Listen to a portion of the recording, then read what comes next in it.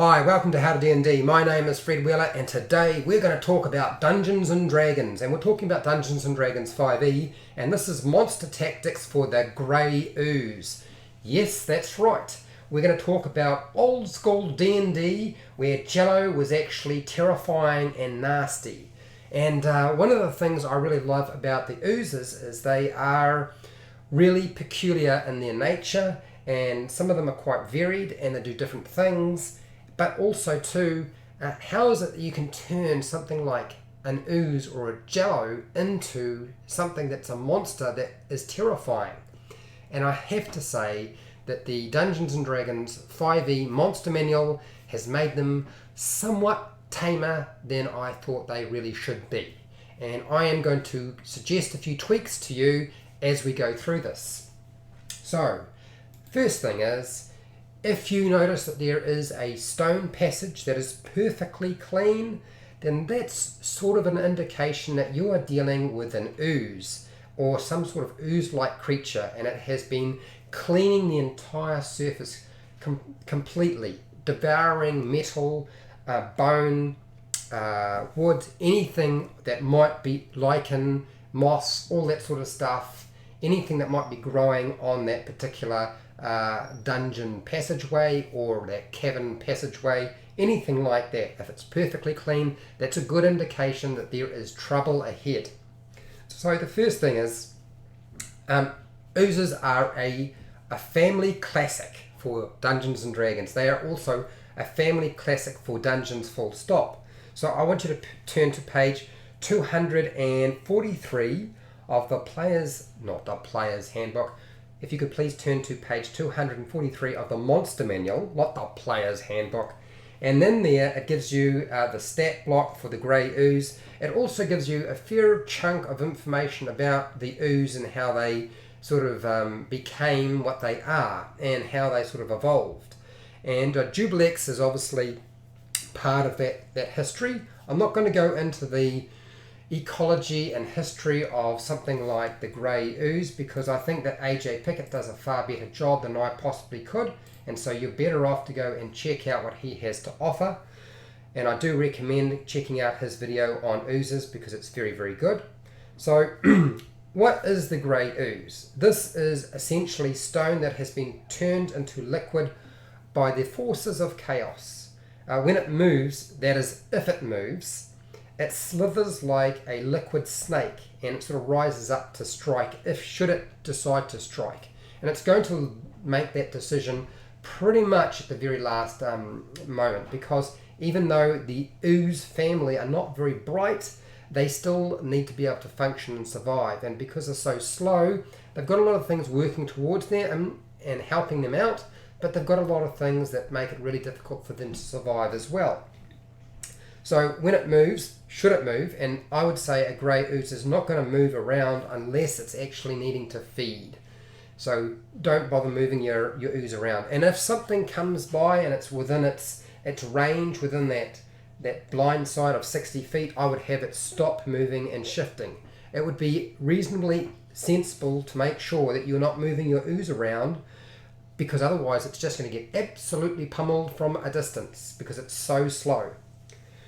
Generally, the Grey Ooze remains motionless and will use something like its false appearance. So while the ooze remains motionless, it is indistinguishable from an oily pool or a wet patch of rock.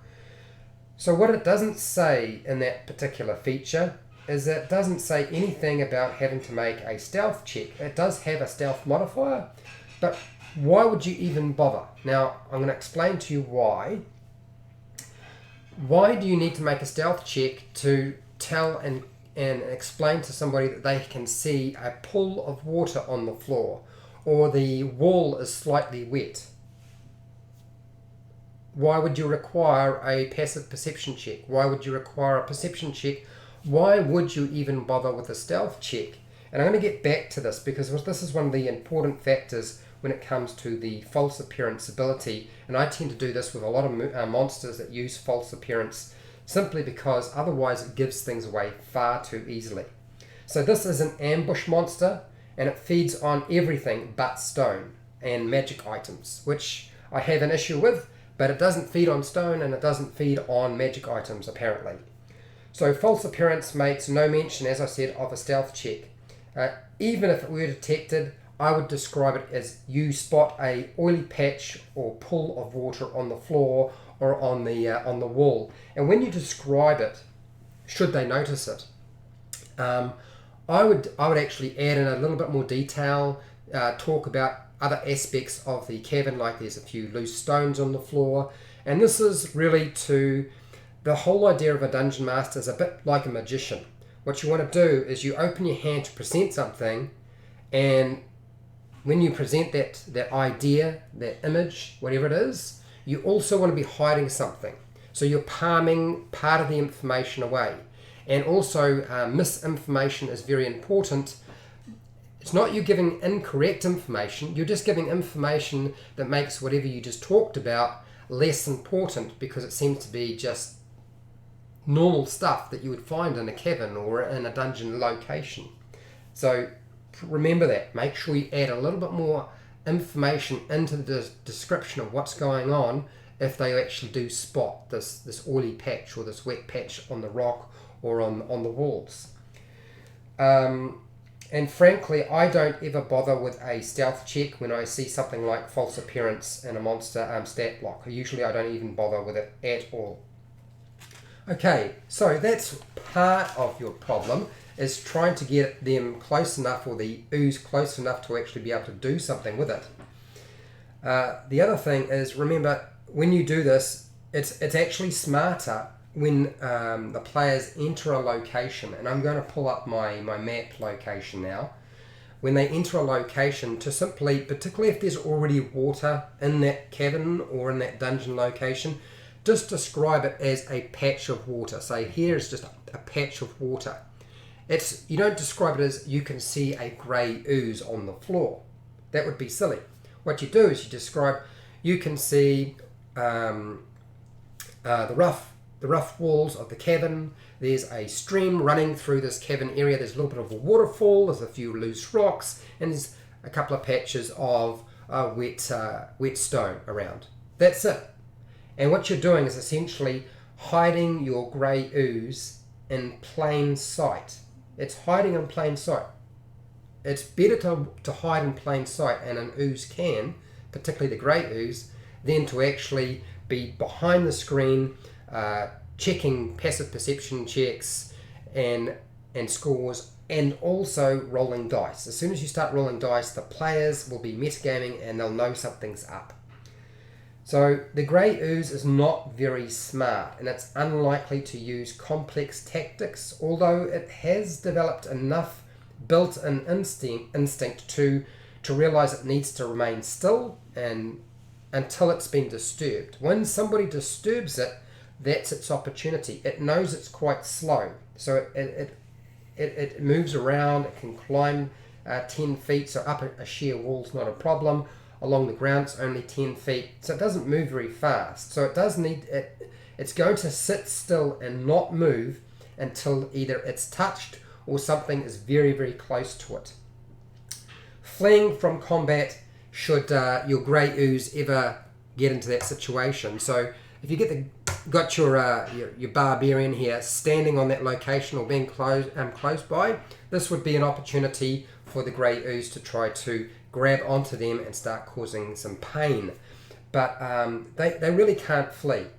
It's only got 10 feet climb, 10 feet moving across land.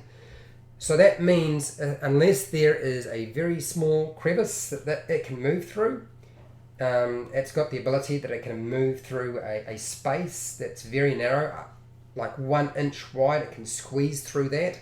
That's the only way that an ooze, a grey ooze in particular, is going to be able to flee from combat. And is it smart enough to realise that it needs to be to preserve itself? Probably not highly intelligent, and as I said, doesn't use complicated tactics, but it's still got a wisdom of 6. I think that's sufficient to say that it's got some idea of self-preservation, but really running from combat is almost impossible. Unless the creature is 60 feet or more, it wouldn't even know it's there. So if the party passed by an area where there are grey ooze and they're outside of that 60-foot range, the grey ooze is just going to stay completely still.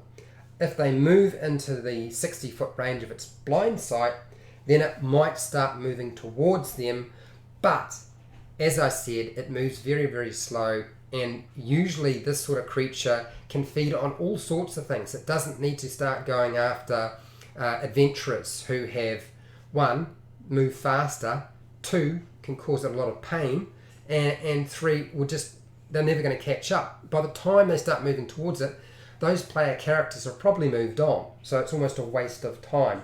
They can feed on anything else. They don't need to worry about feeding on adventurers. This is an ooze. This is the sort of steps that I would go with. You're either going to use the ooze when it's stepped on, or if somebody touches or comes next to the wall where it's oozing out of a wall, a section of the wall. That's really the only time you're going to deal with it. So the grey ooze wraps around its victim, trying to squeeze it. I think when it does bludgeoning damage with its pseudopod, I don't really have the image of it forming a fist and bashing anything. That kind of seems almost ridiculous. But crushing something, that doesn't mean it's grappling, because there's no discussion in the actual stat block about grappling. But think of it more as it's wrapping around and trying to crush its victim, and at the same time it's trying to dissolve it. So that's bludgeoning damage and acid damage. And it can cause damage to anything that's non-magical, that's being worn, like armor, and obviously, if it gets close enough, it can start affecting weapons as well. So very, very interesting how this particular ooze operates. Weapons and armor are very vulnerable to the corroding metal ability, and it has a lot of detail about how that works.